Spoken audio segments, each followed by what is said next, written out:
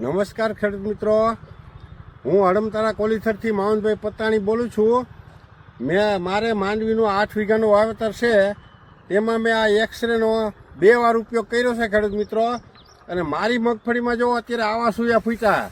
આ એક જ છોડ છે જો ખેડૂત મિત્રો. એક્સરેનું કામ 1 નંબર થાય છે, કાંઈ ઘટે નહીં. જો એક ડાયરમાં સૂયા જુઓ, આ એક જ છોડવો છે ખેડૂત મિત્રો.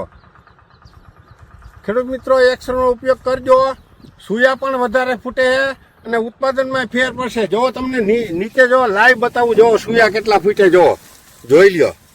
જો છેડે સુધી સૂયા ફૂટે, જો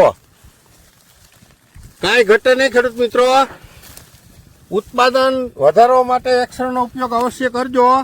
હું તો દર વર્ષે ઉપયોગ કરું છું અને મને રિઝલ્ટ મળે છે. ગઈ સાલ મારે 45 મણ વીઘે માંડવી થઈ હતી અને નાફેડમાં 1 ફૂટ કોથળો અધૂરો રહ્યો હતો.